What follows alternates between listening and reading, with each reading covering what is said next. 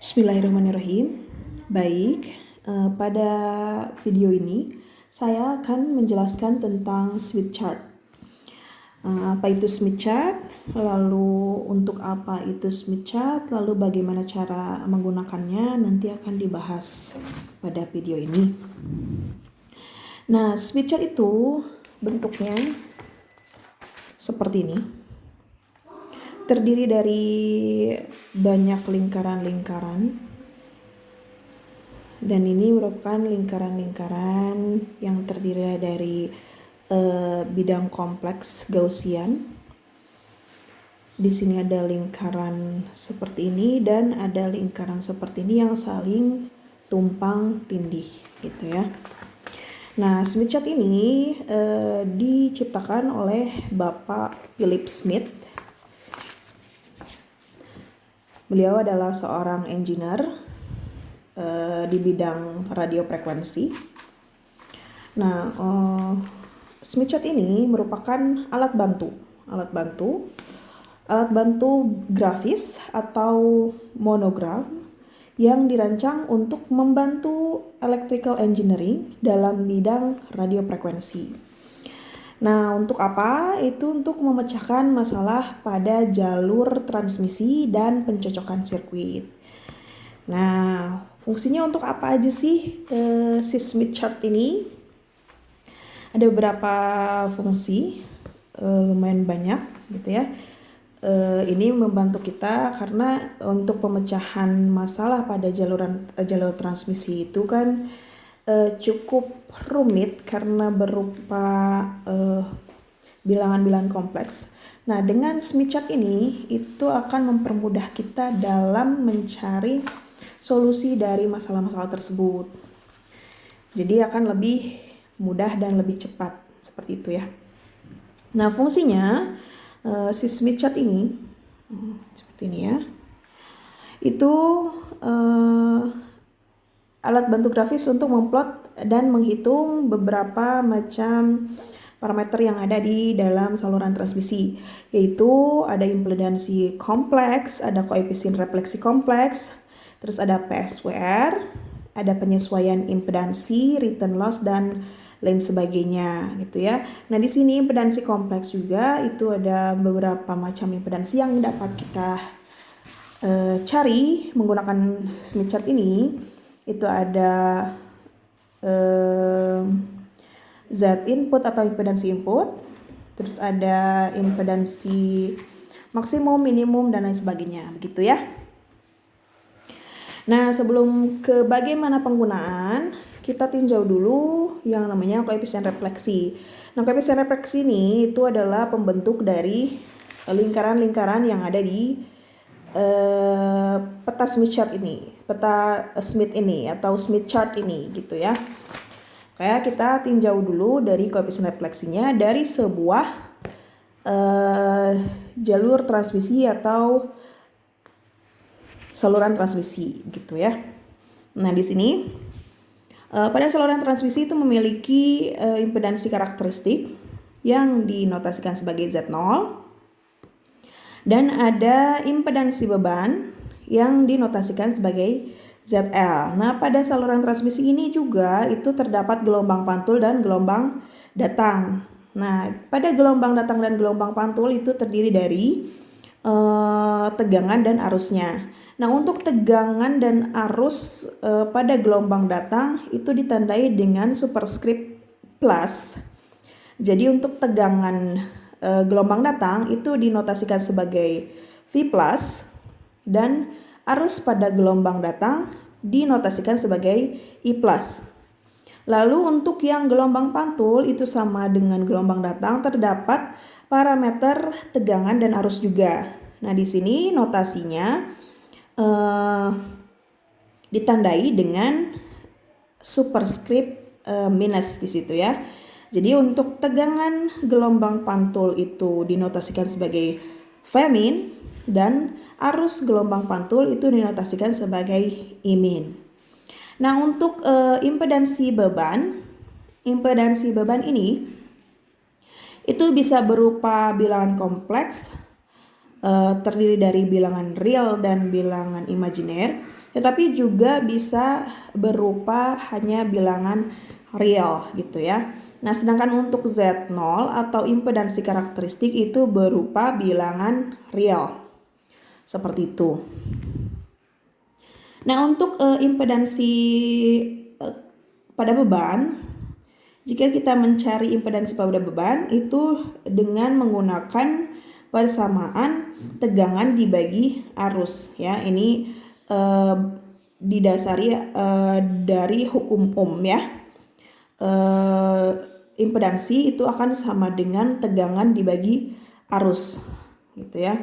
Atau kalau kita mengacu kita ingat hukum Ohm itu adalah tegangan sama dengan arus dikalikan dengan hambatan. Nah, ini acuannya dari sana ya. Lalu untuk koefisien pantul tegangan itu sendiri notasikan sebagai ρV.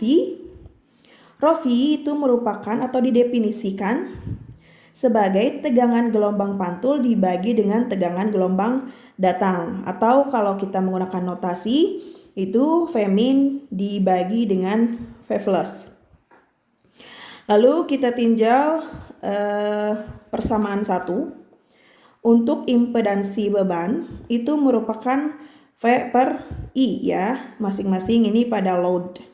Karena ini Z-nya itu Z di load atau di beban, maka Z load sama dengan V load dibagi I load. Atau bisa kita uraikan lagi menjadi V plus plus V min dibagi dengan I plus min I min. Gitu ya. Lalu ada persamaan kedua. Nah, dalam kasus ini kan ini ada I ya. Nah, supaya lebih mempermudah nanti I ini bisa kita uraikan lagi, yaitu I-nya itu akan sama dengan V per Z0 ya. V per Z. I sama dengan V per Z. Nah, ini untuk yang gelombang datang dan ini untuk yang gelombang pantul. Lalu dari persamaan 1 dan persamaan 2, 1 dan 2, itu kita bisa mendapatkan nilai ZL. ZL akan sama dengan Z0 dikalikan dengan P plus ditambah dengan V min dibagi dengan P plus dikurangi V min. Atau bisa juga dipindah ruaskan yang Z0-nya ini ke sebelah kiri. Nanti didapat ZL dibagi dengan Z0 akan sama dengan 1 plus rho dibagi dengan 1 min rho ya. Nah, ini yang ZL per Z0 itu merupakan persamaan untuk normalisasi impedansi. Jadi nanti untuk pengerjaan di Smith chart ini selalu diawali dengan normalisasi impedansi pada beban. Nanti di akhir tinggal denormalisasi lagi begitu ya. Nah, karena ini normalisasinya adalah ZL per Z0, nanti untuk yang denormalisasi tinggal dibalikan. ZL akan sama dengan ZL normalisasi dikalikan dengan Z0 seperti itu ya. Lalu lanjut. Tadi sudah didapat impedansi ternormalisasi yaitu ZL per Z0. Z pada beban dibagi dengan Z karakteristik itu akan sama dengan 1 ditambah dengan koefisien refleksi dibagi dengan 1 min koefisien refleksi atau rho. Nah, asumsikan karena koefisien refleksi itu berupa bilangan kompleks ya. Maka di sini kita asumsikan kita ubah ke bilangan kompleks, rho akan sama dengan U plus JV, di mana U ini untuk bagian realnya, V ini untuk bilangan bagian imajinernya ya. Dan ZL per Z0 itu akan sama dengan R plus JX, di mana R ini adalah nilai resistansi ya, dan X ini adalah nilai reaktansi. Begitu. Jadi nanti ada bilangan real dan bilangan imajiner. Resistansinya berupa bilangan real dan reaktansi berupa bilangan imajiner. Nah, lalu setelah kita dapatkan asumsi dari koefisien refleksi atau notasi ρ dan ZL per Z0, maka kita substitusikan pada persamaan impedansi ternormalisasi di atas ini. Ya, kita substitusikan ρ-nya menjadi ini ρ-nya menjadi U plus JV, dan ZL per Z0-nya akan berubah menjadi R plus JX. Nanti didapat persamaannya adalah R plus JX sama dengan 1 plus U plus JV per 1 min U min JV. Nah, karena di sini ada bilangan imajiner, maka kita kalikan dengan konjugatnya. Nanti didapat 1 min U kuadrat min V kuadrat ditambah 2JV dibagi dengan 1 min U dikuadratkan, lalu ditambah dengan V kuadrat. Sedangkan yang ruas kiri tetap R plus JX. Nah, sekarang pisahkan bagian real dan imajinernya. Bagian real dan imajiner. Real dan imajinernya. Gitu ya. Nah, di sini bagian realnya adalah resistansi, bagian imajinernya adalah reaktansi. Yang R akan sama dengan 1 min U kuadrat min V kuadrat dibagi dengan 1 min U dikuadratkan plus V kuadrat. Nah, sebut saja ini persamaan 4A ya, 4A.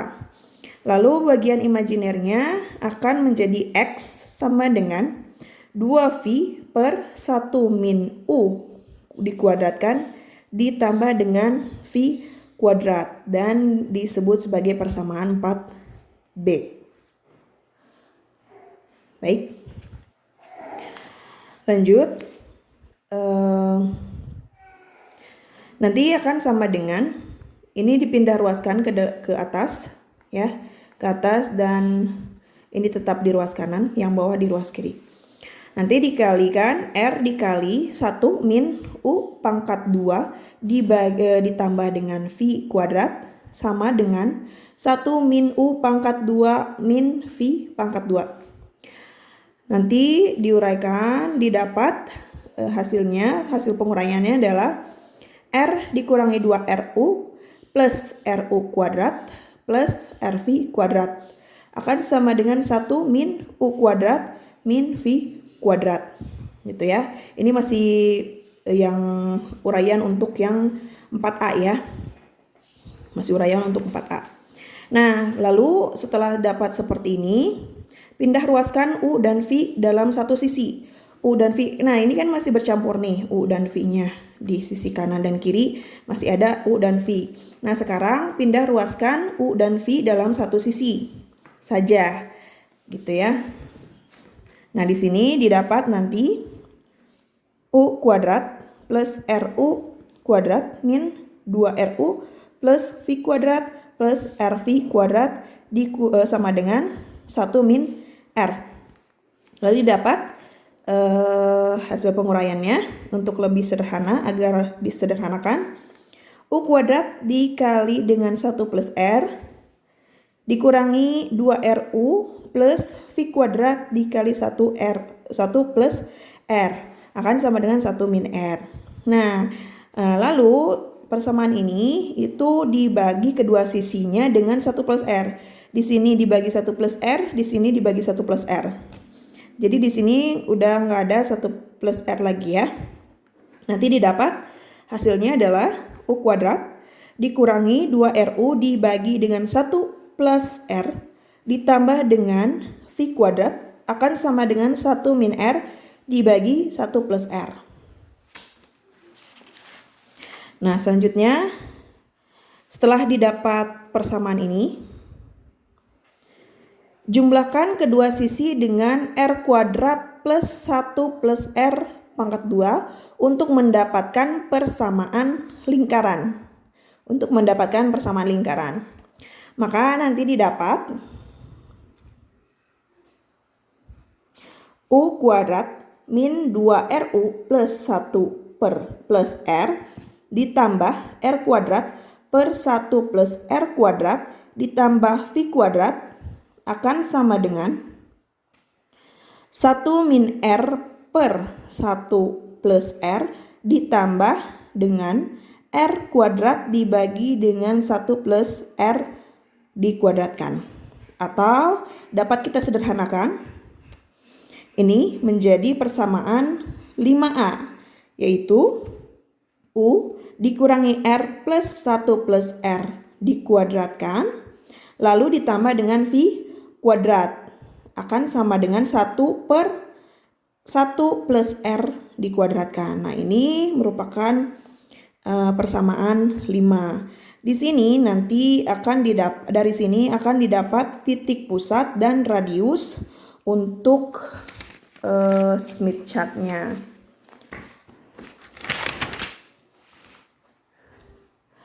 Nah, baik, selanjutnya di sini ada bagian U dan bagian V. Nah, lalu untuk yang 5B-nya pun sama ya. Untuk 4B kan di sini ada 4B nih. Persamaan 4B. Nah, persamaan 4B ini terdiri dari bagian imajiner dari persamaan di atas sini.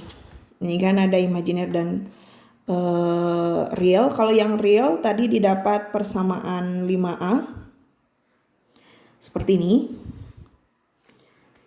Lalu untuk yang 4B pun, yang bagian imajiner, ini, yang bagian ini, dengan cara yang sama akan didapatkan persamaan 5B, yaitu U min 1 dipangkatkan 2 ditambah dengan V min 1 per X dipangkatkan 2 akan sama dengan 1 per X dipangkatkan 2. Ini untuk yang persamaan 5B atau untuk bagian yang imajiner.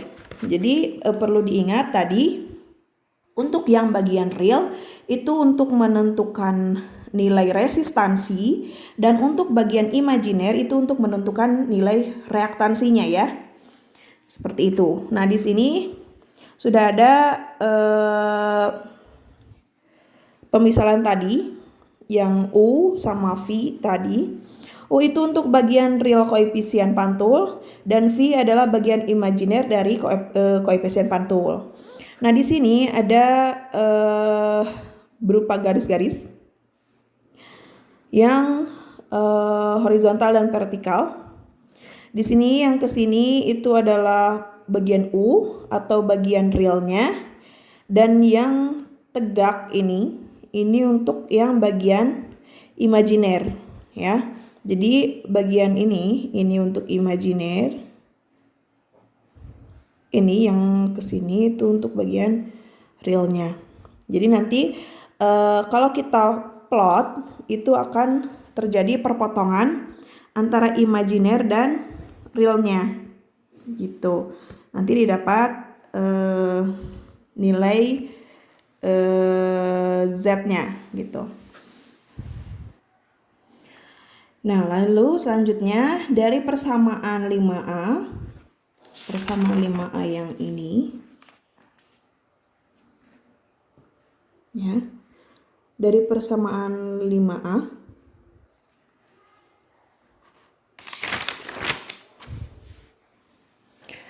kita akan mendapatkan titik pusat dan radius ya dari lingkaran-lingkaran pada Smith chart ini. Tapi lingkaran yang manakah? Karena ini kan banyak lingkarannya ya. Nanti dibahas.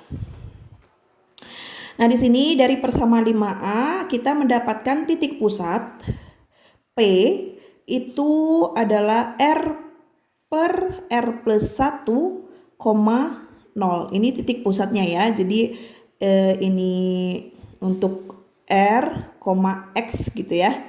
yaitu titik pusat sama dengan R, X gitu. Nah, di mana R-nya itu sama dengan resistansi ternormalisasi. Lalu radius atau jari-jarinya itu sama dengan 1 per R plus 1. Nah, kalau kita buat tabel seperti ini. Ada R, ada nilai R, ada nilai titik pusat, ada nilai radius.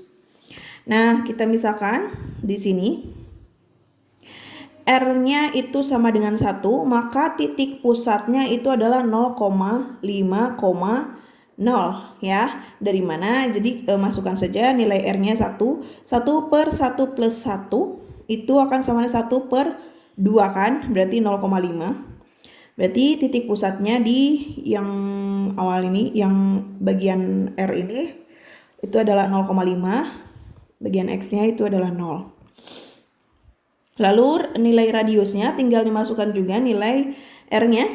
1 dibagi 1 plus 1 didapat 0,5. Jadi radiusnya 0,5.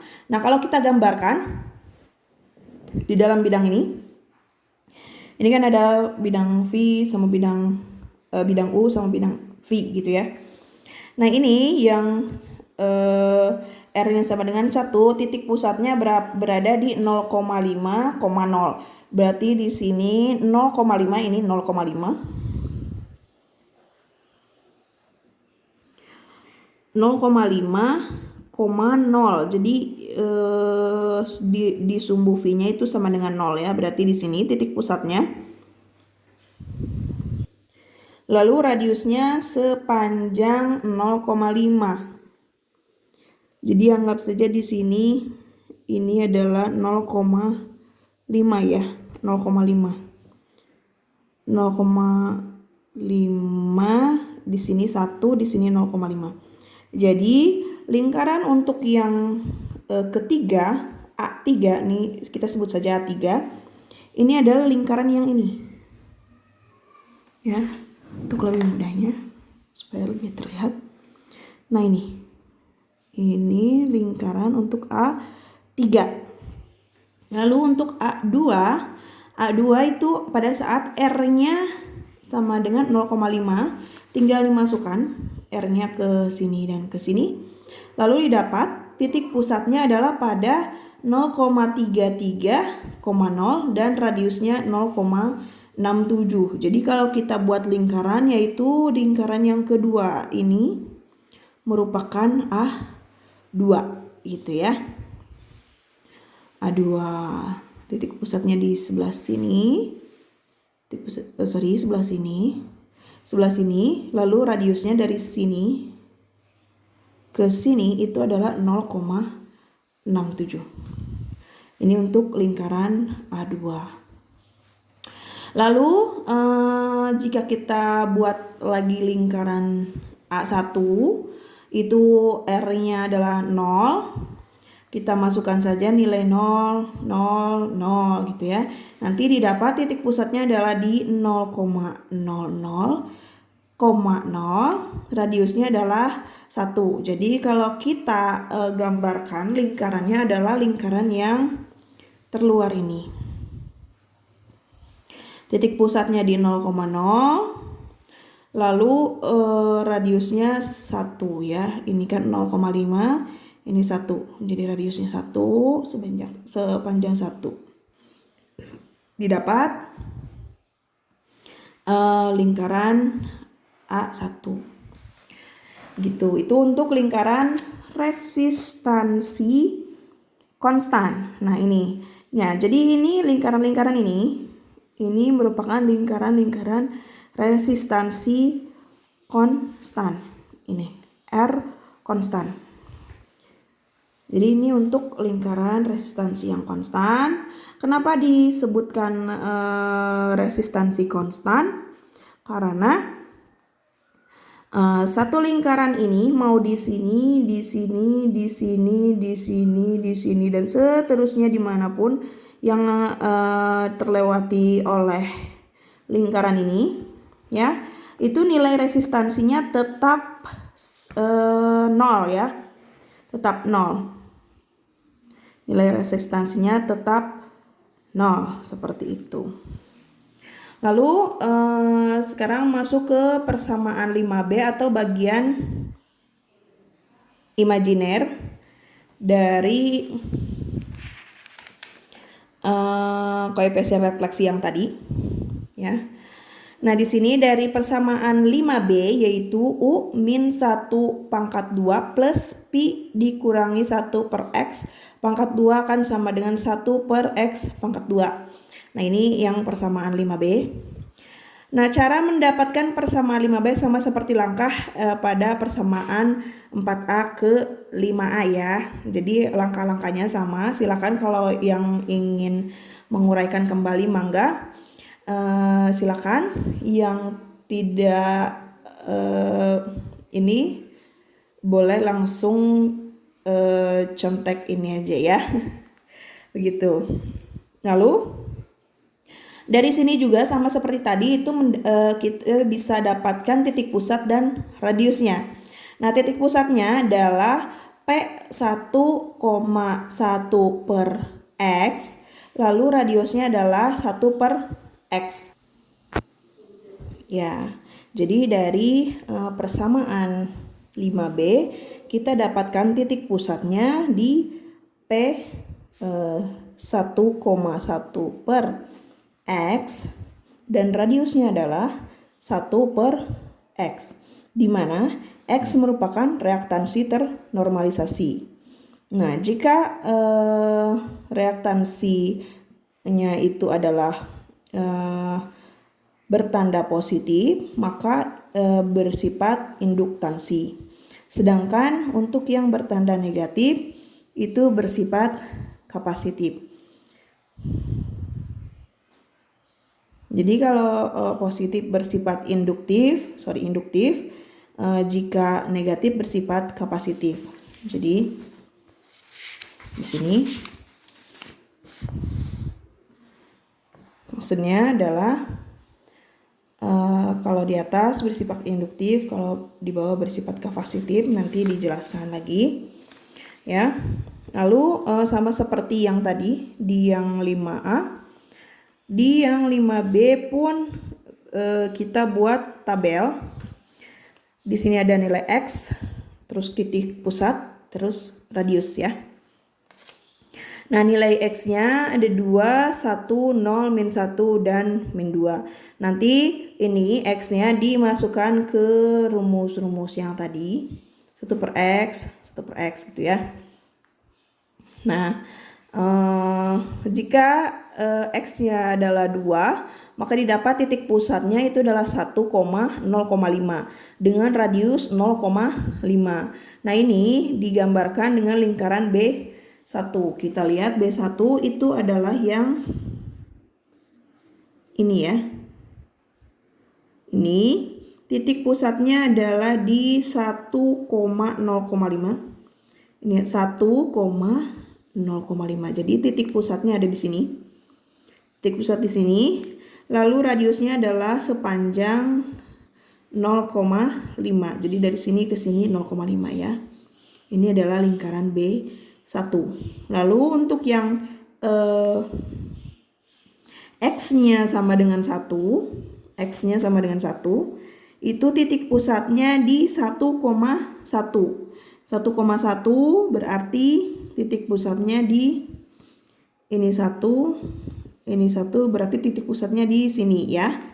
Titik pusat di sini dan radiusnya adalah 1. Radiusnya berarti dari sini ke sini itu adalah 1. Berarti lingkarannya adalah yang ini ya. Kalau diteruskan ini akan berupa lingkaran ke sini. Gitu. Ya. Ini yang B2.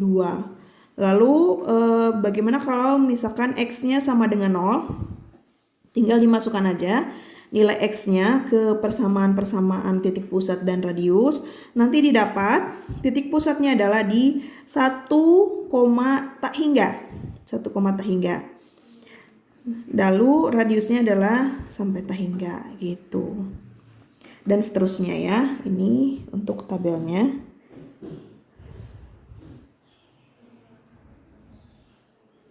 Lihat jelas.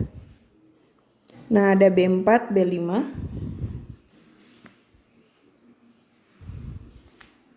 Lalu didapat seperti ini. Nah, bagaimana kalau kita masukkan ke Smith chart lingkaran-lingkaran ini? Nah, kalau kita buat tabelnya secara lengkap, maka kita akan membuat lingkaran seperti lingkaran-lingkaran ini. Mendapatkan tabel Smith chart yang lengkap ya. Nah, ini lingkaran-lingkaran ini merupakan lingkaran-lingkaran dengan nilai resistansi konstan. Nah, ini ya yang ke sini ini dengan resistansi konstan. Nah, sedangkan lingkaran-lingkaran yang tadi yang nilai reaktansinya konstan ini dan ini, yang D itu adalah lingkaran-lingkaran yang ini. Di sini. Ini adalah lingkaran-lingkaran dengan nilai reaktansi konstan ya. Jadi ini kan misalkan nih ya, misalkan nilai reaktansinya 1. Ini 1. Nah, ini kan memotong banyak lingkaran resistansi konstan ya. Ada 0, ada 1, ada 0,8, 0,6, 0,4, 0,2. Nah, yang di sini ini walaupun memotong banyak nilai resistansi yang berbeda-beda, tetapi nilai reaktansinya itu tetap 1. Seperti itu ya. Sama halnya seperti nilai resistansi konstan. Misalkan ini nilai resistansi konstan yang lingkaran ini. Ini ya. Ini kan memotong banyak nilai reaktansi ya. Ada 0,2, 0,4, 0,6, 0,8. Nah, sepanjang lingkaran ini walaupun memotong banyak nilai reaktansi, nilai resistansinya adalah tetap 1. Seperti itu. Nah, selain dari lingkaran reaktansi dan resistansi konstan, ada juga satu lingkaran yaitu nilai PSWR konstan. Lingkaran PSWR konstan ya. Nah, di sini kalau digambarkan ini lingkarannya seperti ini ya. Nah, bagaimana cara mendapatkan lingkaran seperti ini, lingkaran PSWR konstan? Lingkaran PSWR konstan pusatnya itu adalah di 0,0 bidang kompleks koefisien pantul. Itu maksudnya 0,0 itu seperti apa?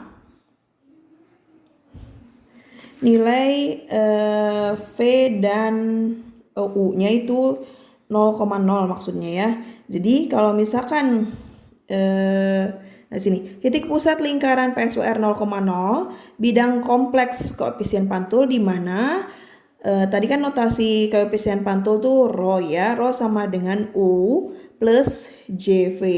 Di sini nilainya adalah 0,0. Jadi U-nya 0, V-nya juga 0. Maka didapat rho-nya itu akan sama dengan 0. Nah, PSWR dengan nilai koefisien pantul 0, ini kan berarti magnitudenya juga 0 ya.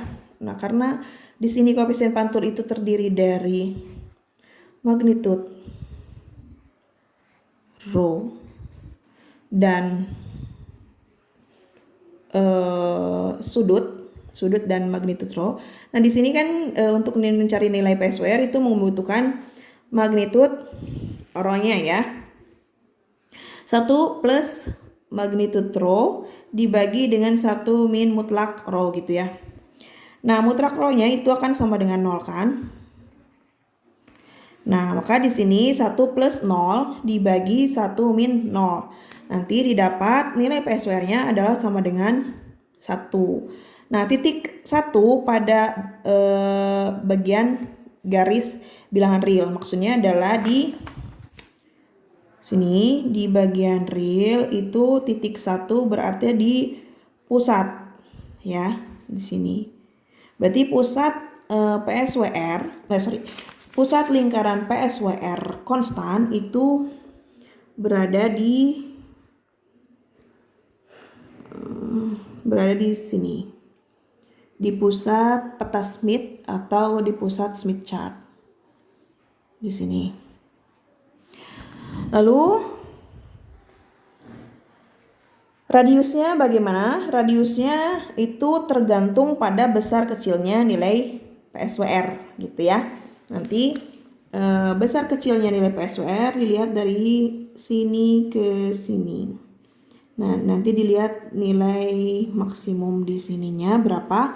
Misalkan lingkarannya adalah lingkaran ini, berarti nilai PSWR-nya adalah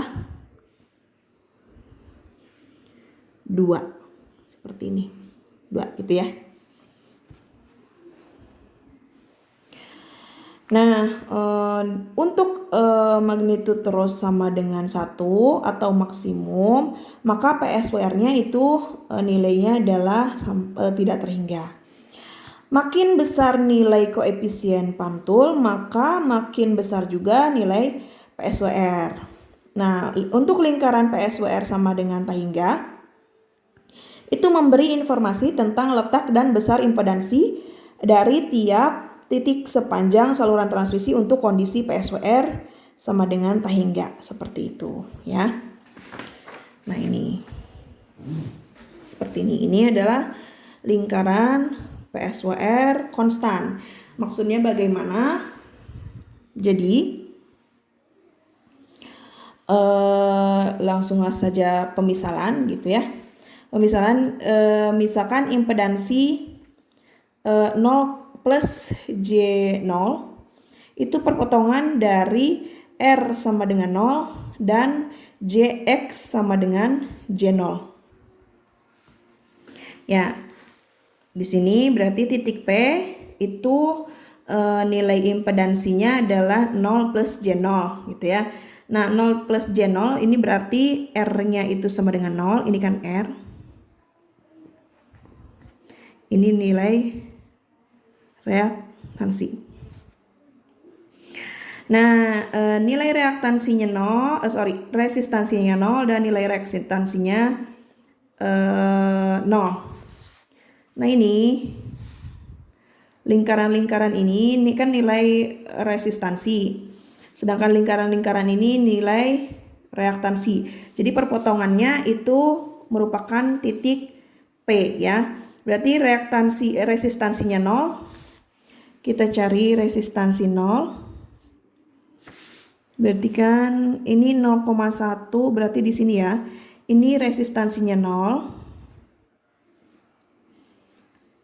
Nih, ini lingkaran resistansi konstan. Nah, 0 ini di sini. Lalu untuk reaktansinya, lingkaran reaktansi ingat yang di sini ya.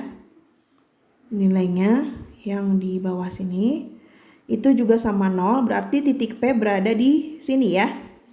0,0 kan? Di sini ini merupakan titik P. Nah, kalau kita ingin mencari nilai PSWR-nya,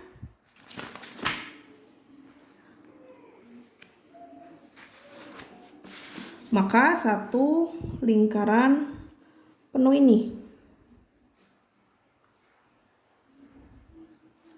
Karena tadi sudah dikatakan bahwa titik pusatnya itu adalah 0,0 bidang kompleks itu pada titik 1 pada bilangan real. Titik 1 pada bilangan real ini. Lalu kalau untuk mencari PSWR atau mendapatkan lingkaran PSWR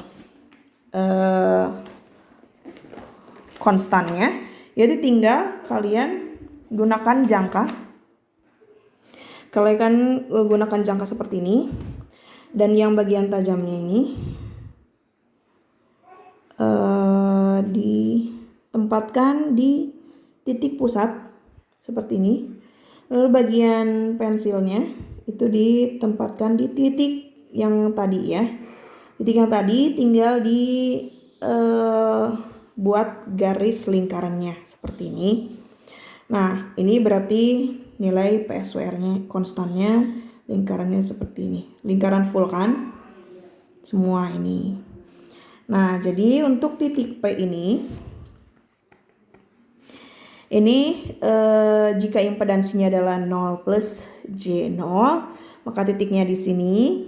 Lalu untuk mencari nilai PSWR-nya tinggal seperti tadi, yang bagian runci ini, jarum ini di tengah, di senternya, yang ke satu, lalu yang pensilnya di sini dibuat lingkaran. Nah, lingkaran ini, satu lingkaran ini PSWR-nya itu konstan ya.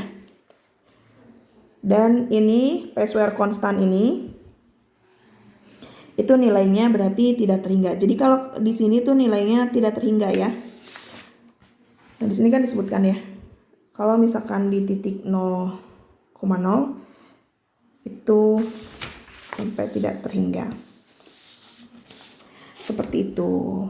Dan ini yang tadi disebutkan induktif kapasitif, yang ini nilai reaktansi bisa berupa bersifat induktif dan bersifat kapasitif. Maksudnya bagaimana? Nah, nilai reaktansi ini ada bagian plus dan bagian min. Nah, bagian plus ini yang di atas ini. Bagian plus semuanya di atas sini. Ini bagian plus. Ini bersifat induktif. Jadi yang ini semuanya ini positif X. Nah, sedangkan yang di bawah, yang kalau di sini nih, nilai ini adalah negatif X. Negatif X. Nah, ini bersifat kapasitif. Maksudnya gimana? Nanti kalau misalkan ada impedansinya misalkan 1 plus J1, itu berarti cari nilai resistansinya 1. Berarti terus nilai reaktansinya 1. Jadi berada di sini. 1 plus J1 dan ini bersifat induktif. Sedangkan kalau misalkan 1 min J1 itu nanti cari nilai resistansinya di sini 1. Nanti nilai nilai reaktansinya karena itu negatif tadi ya, berarti ke bawah. Ke bawah cari nilai 1. Berarti 1 min J1 seperti itu ya. 1 min J1 seperti ini, dan ini bersifat kapasitif. Dan yang tidak kalah penting juga di sini juga ada lingkaran wavelength toward generator. Jadi di sini ada lingkaran ini yang nilai-nilainya ini paling luar, dan ada nilai yang terluar kedua. Nih, ini dan ini, ya. Nah, ini yang paling luar pertama itu untuk nilai lambda atau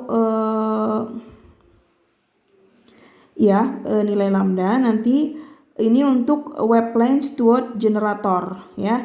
Jadi ini bergerak dari beban ke generator. Maksudnya bergerak dari beban ke generator itu seperti ini ya.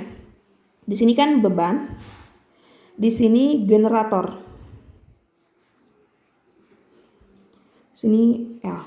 Jadi maksudnya bergerak dari beban ke generator itu dari sini bergerak ke sini ya. Lalu di sini juga ada yang wavelength toward load. Nah, ini untuk WTL itu yang bergerak ke arah beban, dari generator ke arah beban. Dari generator ke arah beban. Nah, itu menggunakan nilai untuk mencari lambda itu dari sini ke sini. Ini berlawanan jarum jam. Ini searah dengan jarum jam. Lalu di sini juga ada nilai sudut untuk koefisien refleksi. Terlihat. Nah, di sini sudut untuk koefisien refleksi, dan di sini sudut misalkan 20 derajat, 30 derajat, 40 derajat, 50 derajat dan seterusnya gitu ya. Ini yang ketiga ini, nilai yang ketiga ini adalah untuk sudut koefisien refleksi. Sedangkan yang ini yang mau ke lingkaran-lingkaran dalam ini adalah sudut koefisien transmisi dalam degrees atau dalam derajat ya. Ini 10 derajat, 15 derajat, 20 derajat. Nah, di bawah juga itu ada beberapa garis untuk mencari beberapa parameter. Itu ada parameter koefisien refleksi. Ya, ini untuk return loss. Return loss dalam bentuk dB dan SWR ya. Nanti dijelaskan cara penggunaannya seperti ini. Gitu. Nah, ini merupakan penjelasan pengenalan tentang Smith chart seperti itu.